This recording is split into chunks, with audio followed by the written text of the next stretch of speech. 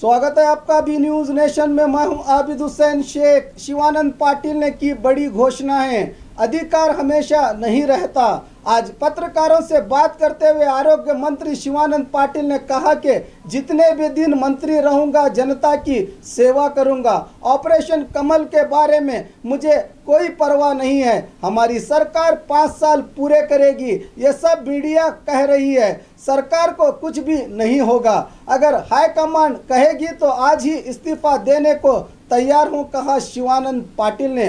अपने मंत्रालय से जुड़े अनेक जनहित योजनाओं की जानकारी देते हुए 1650 नर्स की भर्ती की प्रक्रिया शुरू हुई है। 200 एक्सपर्ट डॉक्टर, 300 MBBS डॉक्टर्स की नियुक्ति, 350 नए एम्बुलेंस जल्द ही कार्य करेंगे। बीजापुर के सरकारी अस्पताल में 100 बेड वाले मदर एंड चाइल्ड अस्पताल का शीघ्र ही उद्घाटन होगा। करीब 50 कस्ताहाल अस्पतालों की मरम्मत, 1,20,000 लोगों के लिए आयुष्मान आरोग्य कर्नाटक योजना जारी करने की घोषणा की आरोग्य मंत्री शिवानंद पाटिल ने।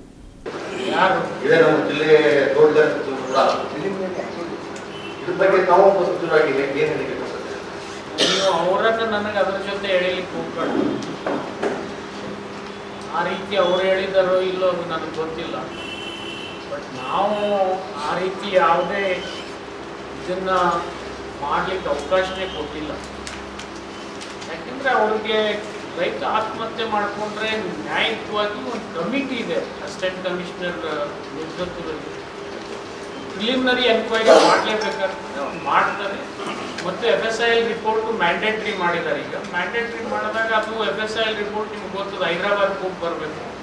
ಸ್ವಲ್ಪ ತಡ ಆಗ್ಬೋದು, ಜಲ್ದಿ ಬರ್ಬೋದು. ಅದ್ರ ಬಗ್ಗೆ ಅಷ್ಟು ಇಶ್ಯೂ ಮಾಡ್ಕೋಬೇಕಾಗಿತ್ತು. ನಾನು ಪ್ರಶಂಸೆ ಮಾಡ್ಕೊಂಡು ಹೇಳ್ಕೊತೀನಿ ಅಂತ ನೀವು ಹೇಳಬೇಡಿ. ನನ್ನ ಪ್ರಶಂಸನೆ ನೀವೇ ಮಾಡಬೇಕಾಗ್ತದೆ. 5 ವರ್ಷದಲ್ಲಿ ಇಷ್ಟು ಸಾಧನೆ ಮಾಡಿರ್ತಕ್ಕಂಥ DCC ಬ್ಯಾಂಕ್ ಯಾವಾಗಾದ್ರೂ ಇದ್ದರೆ ಸ್ವಲ್ಪ ಉದಾಹರಣೆ ತಂದಿಡಿ ನನಗೆ.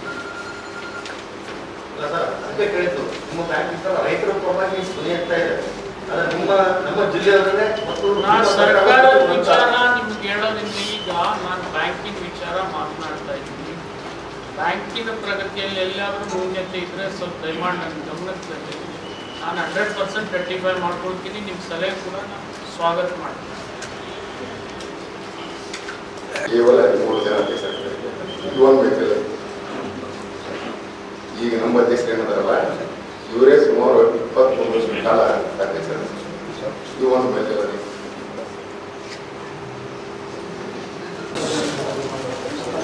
ನಾನಂತರೂ ನಿಮ್ಮಲ್ಲಿ ಬಹಳ ಸ್ಪಷ್ಟವಾಗಿ ಹೇಳ್ತೀನಿ, ಅಧಿಕಾರ ನಮಗೆ ಶಾಶ್ವತ. ಅಧಿಕಾರದಲ್ಲಿ ಇರುವವರೆಗಾಗಿ ಏನು ಮಾಡಬೇಕು ನಮ್ಮ ಆತ್ಮವಿಮರ್ಶನೆಗೆ ಇಟ್ಕೊಂಡು ನಾವು ಮಾಡಿದ್ದೀವಿ. ನಾನು ಅದರ ಬಗ್ಗೆ ತಲೆನೇ ಕೆಡಿಸ್ಕೊಂಡಿಲ್ಲ. ಅದರಲ್ಲಿ ವಿಶೇಷವಾಗಿ ನನ್ನ ಇಲಾಖೆಯಲ್ಲಿ 100 ದಿವಸದಲ್ಲಿ ಏನೇನು ಸಾಧನೆ ಆಗಿದೆ ನಿಮಗೆ ವಿವರವಾಗಿ ಮಾಹಿತಿ ಕೂಡ ಕೊಡಬಲ್ಲೆ. ನನ್ನ ಕಾಲದಲ್ಲಿ ಎಷ್ಟು ವೈದ್ಯರ ನೇಮಕಾತಿ ಆಯಿತು, ಎಷ್ಟು ಹೊಸ ಆಂಬ್ಯುಲೆನ್ಸ್ಗಳನ್ನು ಆ್ಯಡ್ ಮಾಡ್ತಾ ಇದ್ದೀವಿ, ಎಷ್ಟು ಹೊಸ ಕಟ್ಟಡಗಳನ್ನು ಅರ್ಧಕ್ಕೆ ನಿಂತಿದ್ದನ್ನು ಪೂರ್ತಿ ಮಾಡ್ತಾ ಇದ್ದೀವಿ. ಈ ಎಲ್ಲ ಮಾಹಿತಿ ನೀವು ಬೇಕಾದ್ರೆ ನನ್ನ ಕಡೆ ಮನಸ್ಸಿನಲ್ಲಿ ಉತ್ತರನೂ ಕೊಡ್ತೀನಿ. ಹೇಳಿ ಸರ್, ಫಿಗರ್ ಹೇಳಿ.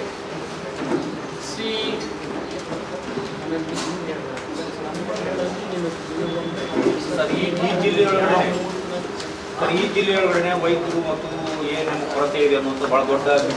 ಒಂದು ನಿಮಿಷ ನನಗೆ ಹೇಳಕ್ಕೆ 1650 ಸಮಥಿಂಗ್ 1600 ಮೇಲೆ ANMs ನೇಮಕಾತಿ ಆಗಿದೆ. ಕೌನ್ಸಿಲಿಂಗ್ ಡೇಟ್ ಕೂಡ ಈಗಾಗಲೇ ಅನೌನ್ಸ್ ಮಾಡಿದ್ದೀವಿ. ನಾಳೆ 24ರಿಂದ ಕೌನ್ಸಿಲಿಂಗ್ ಸ್ಟಾರ್ಟ್ ಆಗ್ತಾ ಇದೆ. ತಜ್ಞ ವೈದ್ಯರ ನೇಮಕಾತಿ ಕೂಡ 200 ಚಿಲ್ಲರೆಯನ್ನ ನೇಮಕಾತಿ ಮಾಡಿದ್ರು. ಚಿಲ್ಲರೆ 200 ಮೇಲೆ ತಜ್ಞ ವೈದ್ಯ ಅಂದ್ರೆ ಡಿಸೀಸು. ಅಲ್ಲಿಂದ MBBS ಹೆಚ್ಚು ಕಡಿಮೆ 300ವರೆಗೆ, 280ರಿಂದ 300ವರೆಗೆ MBBS ಡಾಕ್ಟರ್ಸ್ ನೇಮಕಾತಿ ಮಾಡಿದ್ದೀವಿ, ಪೋಸ್ಟಿಂಗ್ ಕೂಡ ಕೊಟ್ಟಿದ್ದೀವಿ. ಅಲ್ಲ, ಎಲ್ಲರಿಗೂ ರೂರಲ್ ಏರಿಯಾನೇ ಕೊಟ್ಟಿದ್ದೀವಿ, ಯಾರಿಗೂ ಕೂಡ ಸಿಟಿ ಕೊಟ್ಟಿಲ್ಲ. ಯಾಕಂದ್ರೆ ನಮ್ಮ critical area, non critical area ಅಂತಿದೆ, ಇಲ್ಲಿ ಕೊಟ್ಟಿದ್ದೀವಿ. ಮತ್ತು 350 ಆಂಬ್ಯುಲೆನ್ಸ್ ಬಹಳ ದಿವಸದಿಂದ ರೆಡಿ ಆಗಿತ್ತು. ರೆಡಿ ಆಗಿ ಕೆಲವೇ ದಿನಗಳಲ್ಲಿ ರೋಡ್ ಮೇಲೆ ಬರ್ತವೆ. ಇವೆಲ್ಲ ಅಕ್ಯುಮುಲೇಟೆಡ್ ಪ್ರಾಬ್ಲಮ್ಸ್ ಇದ್ವು, ಅಂದ್ರೆ ಬಹಳ ದಿವಸದಿಂದ ಉಳಿದಿರ್ತಕ್ಕಂಥ ಪ್ರಾಬ್ಲಮ್ಸ್ ಅನ್ನ ಹಂತ ಹಂತವಾಗಿ ಸಾಲ್ವ್ ಮಾಡಿದ್ದೀವಿ. ನಿಮಗೆ ಇನ್ನೂ ಒಂದು ಮಹತ್ವದ ಸಾಧನೆ ನಿಮಗೆ ಕಣ್ಣೆದುರಿಗೆ ಬೇಕಪ್ಪ ಅಂತಂದ್ರೆ, ಈಗ ನೀವು ಜಿಲ್ಲಾ ಆಸ್ಪತ್ರೆಗೆ ಹೋಗಿ ನೋಡ್ಬೋದು. Mother and child hospital 100 bed ಬಿಜಾಪುರದಿಂದಾನೇ ಸ್ಟಾರ್ಟ್ ಮಾಡೋದು. ಬಹಳ ದಿವಸದಿಂದ ಹಂಗೆ ಈಗ ಉದ್ಘಾಟನೆಗೆ ರೆಡಿ ಆಗಿದೆ. ನೀವು ಹೋಗಿ ನೋಡ್ಬೋದು. ನಾನೇನು ಹೇಳ್ತೀನಿ ಅಂತಲ್ಲ, ನೀವು ಹೋಗಿ ನೋಡಿ. ಸಂಪೂರ್ಣ ಕಟ್ಟಡ ರೆಡಿಯಾಗಿ ಇವತ್ತು ಹ್ಯಾಂಡ್ ಓವರ್ ಮಾಡ್ತಕ್ಕಂಥ ಹಂತಕ್ಕೆ ನಾವು ನಿಂತಿದ್ದೀವಿ.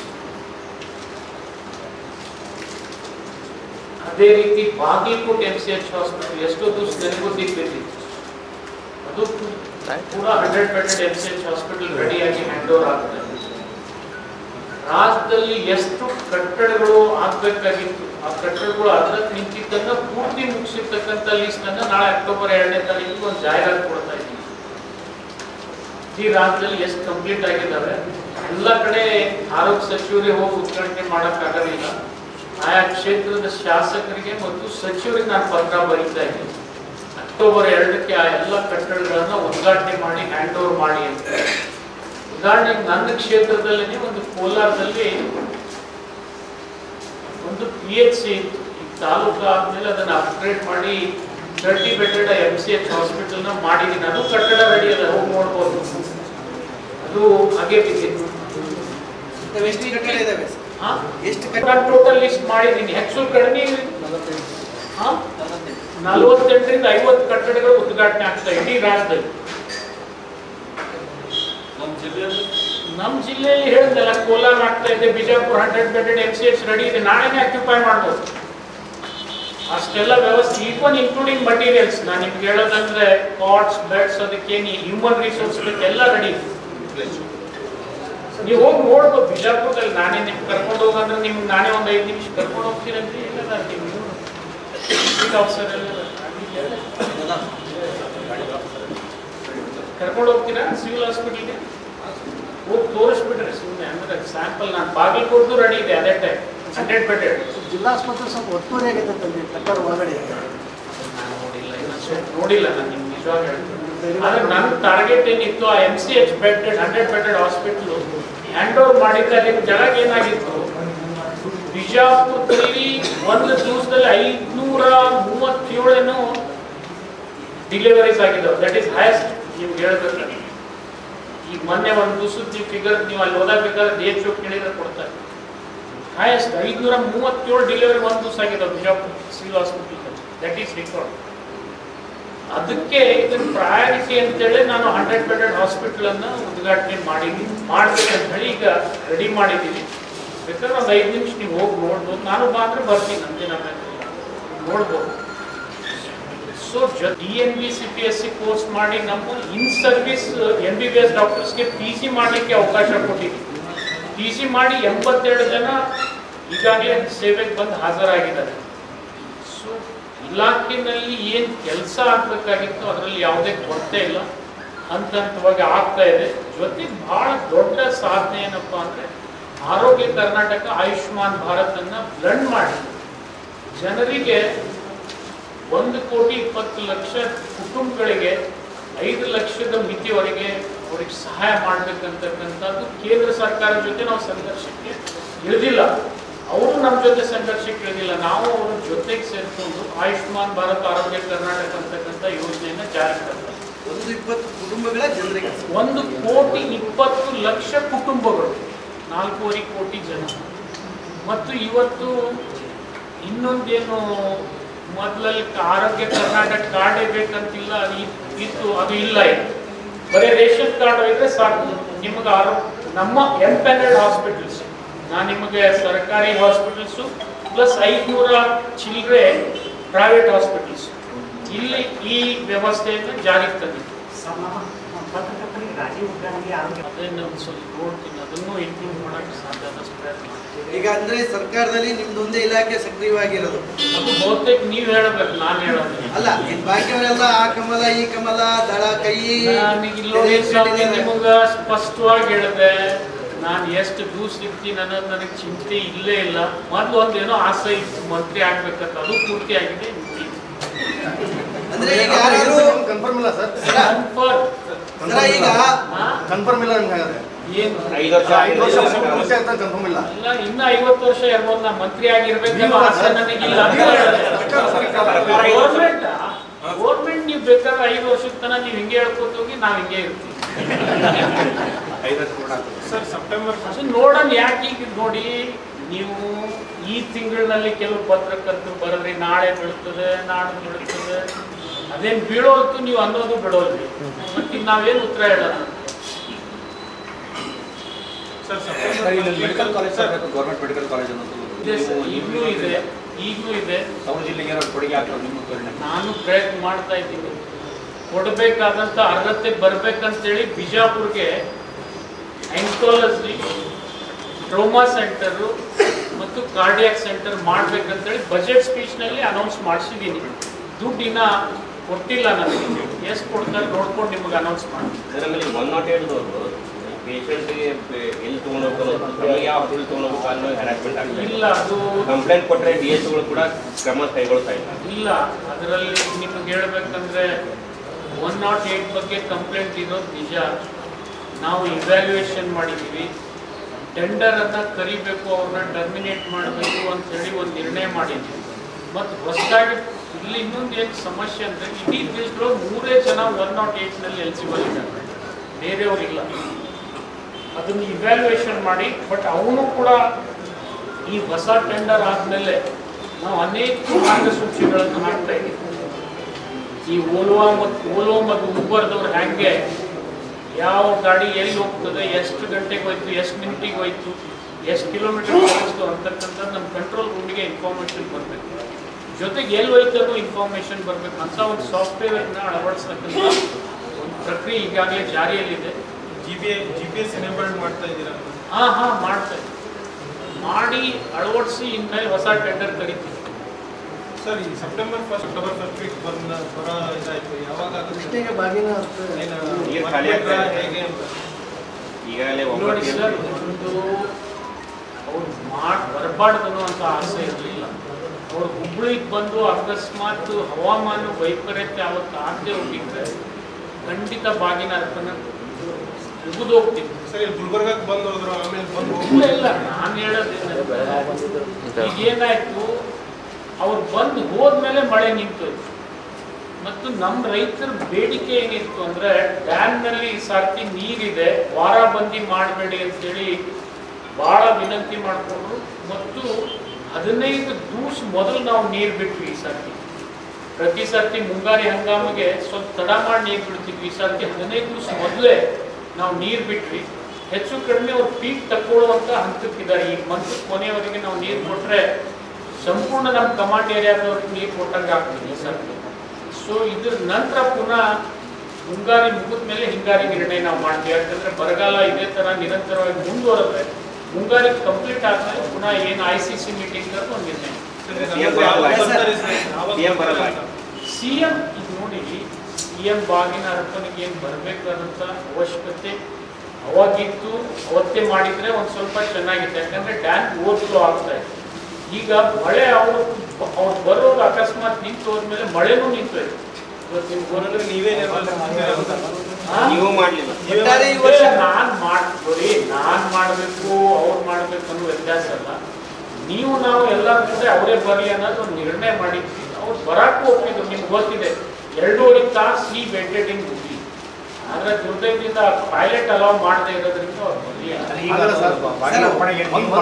ಒಂದು ಭಾವನಾತ್ಮಕ ಕೇವಲ ಕಾವೇರಿ ಯೋಜನೆ ಮೀಸಲಾಗಿರ್ಬಾರ್ದು ಅನ್ನೋದು ಒಂದು ಕಡೆ ಬರ್ತಾ ಇತ್ತು. ತಾರತಮ್ಯ ಚರ್ಚೆ ಆಗ್ತಾ ಇತ್ತು. ಇಂಥ ಸಂದರ್ಭ ನೀವು ಜವಾಬ್ದಾರಿ ಸ್ಥಾನದಲ್ಲಿ ನೀವು ಅವ್ರನ್ನ ಮನವೊಲಿಕೆ ಮಾಡ್ಕೊಂಡು ಕರ್ಕೊಂಡು ಹೋಗ್ಬೇಕಾಯ್ತು. ಮೊನ್ನೆ ಕನಗಾಪುರಕ್ಕೆ ಬಂದಂಥ ಮುಖ್ಯಮಂತ್ರಿಗಳು ಕೇವಲ 1 ಗಂಟೆ ಜರ್ನಿಲಿ ಬಂದು ಹೋಗಿದ್ರೆ ಅದು ಅಷ್ಟೇ ಸೂಕ್ತ ಅನಿಸಿತ್ತು. ನನಗೆ ನಿಮ್ಮಲ್ಲಿ ಒಂದು ಪ್ರಶ್ನೆ ಅದು, ರೈತರಿಗೆ ನೀರು ಕೊಡೋದು ಪ್ರಾಮುಖ್ಯನೋ ಅವ್ರ ಬಾಗಿನ ಅರ್ಪಣೆ ಮಾಡೋದು? ಎರಡು ಸರ್, ಎರಡು ಅಂತ ಒಂದು ಸರ್, ಇದಕ್ಕಿಂತ ಮುಂಚೆನೆ ತಾರತಮ್ಯ ದಕ್ಷಿಣ ಅನ್ನೋದು ನಿಮ್ಮ ಸರ್ಕಾರದ ಸಾಕಷ್ಟು ಚರ್ಚೆ ಆಗಿತ್ತು.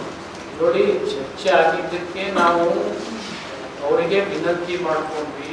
ದುರ್ದೈವ ನಿಮಗೆ ಗೊತ್ತಿದೆ, ಅವತ್ತೇ ಮಳೆ ಬಂತು, ಅದ್ರ ನೆಕ್ಸ್ಟ್ ಡೇ ಮಳೆ ಬರಲಿಲ್ಲ. ನೀವು ಅದನ್ನು ಇರ್ಲಿ ಮನವರಿಕೆ ಮಾಡ್ಕೊಂಡು ಆಮೇಲೆ ಆದ್ರೂ ಬರ್ಬೋದಿತ್ತು.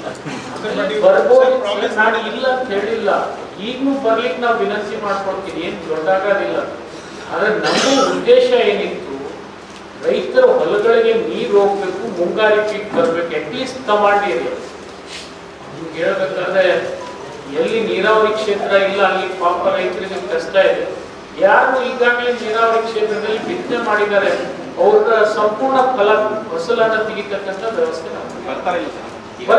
ನಾವು ಈಗೂ ವಿನಂತಿ ಅಂದ್ರೆ ಡ್ಯಾಮ್ ನಲ್ಲಿ ನೀರು ಕಡಿಮೆ ಆಗ್ತಾ ಇದೆ, ಅದು ಓವರ್ಫ್ಲೋ ಆದಾಗ ಮಾಡಿದಾಗ ಸ್ವಲ್ಪ ಚೆನ್ನಾಗಿರುತ್ತೆ. ನೋಡೋಣ, ಈ ಹಿಂಗಾರಿ ಮಳೆ ಶುರು ಆಗ್ಬೇಕಲ್ಲ ಅಕ್ಟೋಬರ್. ಏನೇ ಹೇಳಿ ಸರ್, ನಿಮ್ಮ ಸರ್ಕಾರದಲ್ಲಿ ನೀವು ಸಿಎಂ ಬಗ್ಗೆ ನಿಮ್ಮ ಸಚಿವರಲ್ಲೇ ಅಸಮಾಧಾನ ಇದೆ. ಟೆಂಪಲ್ ರನ್ನೇ ಜಾಸ್ತಿ ಆಯ್ತು, ರೈತರು ಕೂಡ ಆತ್ಮಹತ್ಯೆ ಮಾಡ್ಕೊಂಡ್ರೆ ನಿಮ್ಮ ಸಚಿವರನ್ನೇ ಈ ರೀತಿ ಒಂಥರ ಬದ್ಧತೆ ಇಲ್ಲಂತ ಹೇಳಿ ನೀವು ಕೆಣಕಿ ಅದನ್ನೇ ಕೇಳಿದ್ರೆ ನಾನು ಉತ್ತರ ಕೊಡೋದಿಲ್ಲ. ನಾನು ಆ ರೀತಿ ಯಾವುದೇ ಹೇಳಿಕೆಯನ್ನ ಇನ್ನೊಂದಿಗೆ ಕೊಟ್ಟಿಲ್ಲ. ಕೊಟ್ಟವ್ರಿಗೆ ನೀವು ಕೇಳಿದ್ರೆ ಸೂಕ್ತ ಬೇಡ, ನೀವು ಪ್ರತಿನಿಧಿಯಲ್ಲಿ ಇರ್ತಾರ ಅವ್ರಿಗೆ ಕೇಳಕ್ಕೆ. ನಾನು ಮಾತ್ರ ಹೇಳ್ತೀನಿ, ಯಾವುದೇ ರೈತ ಆತ್ಮಹತ್ಯೆ ಮಾಡ್ಕೊಳ್ಬಾರ್ದು. ನನ್ನ ಕರ್ತವ್ಯ ಸರ್, ಆಗಲೇ ಹೇಳಿದ್ರಿ ಬೇರೆಯವರಿಗೆ ಅವಕಾಶ ಕೊಡ್ತೀರಾ? ನಾಳೆನೇ ಕೊಡ್ತೀನಿ. ನನಗೆ ಆಸಕ್ತಿ ಇಲ್ಲ, ನಾನು ಒಂದ್ಸರ್ತಿ ಆಗ್ಬೇಕಾಗಿತ್ತು. ಜೀವನದಲ್ಲಿ ಅಷ್ಟೇ ಇರ್ತದೆ, ಬಹಳ ಆಸೆ ಇರಬಾರ್ದು. ಜೇಮ್ಸಿಂಗ್ ನೀನು ಮೌಂಟ್ ಎವರೆಸ್ಟ್ ಅಲ್ಲೇ ಕೂಗಿಲ್ಲ, ಬಂದ್ಬಿಟ್ಟ. ಡಿಪಾರ್ಟ್ಮೆಂಟ್ದಾಗ ಮತ್ತು ಇಲ್ಲಿ ಸಂಬಂಧ ಪ್ರೋಗ್ರಾಮ್ ಅದ, ಹೆಲ್ತ್ ಜರ್ನಲಿಸಮ್ ಬಗ್ಗೆ, ಅದ್ರ ಬಗ್ಗೆ ತಾವು ಯೂನಿವರ್ಸಿಟಿಯಿಂದ ಮುಖಾಂತರ ಏನು ನೀವು ಆಯುಷ್ಮಾನ್ ಆರೋಗ್ಯ ಕರ್ನಾಟಕ ಬಂದ ಮೇಲೆ ನೋಡಿ, there will be drastic change in Karnataka. ನಿಜವಾಗ್ಲೂ ನಾವು we are planning for it. ಯಾಕಂದ್ರೆ ಕರ್ನಾಟಕದಲ್ಲಿ ಅಲ್ಲಲ್ಲಿ ಸ್ವಲ್ಪ ಬಹಳ ಅವಳಿದೆ. ನಾವು ಗೃಹ ಮಂತ್ರಿಗಳು ಕೂಡ ಒಂದು ಕೋಆರ್ಡಿನೇಷನ್ ಟೀಮ್ ಮಾಡಿ ಅದ್ರ ಬಗ್ಗೆ ನಿರ್ದಾಕ್ಷಿಣ್ಯ ಕ್ರಮ ಕೈಗೊಳ್ಬೇಕಂತಂದ್ರಲ್ಲಿ ಮೊಡಾಲಿಟಿ ವರ್ಕೌಟ್ ಮಾಡೋದು. और खबरों के लिए देखते रहिए बी न्यूज़ नेशन।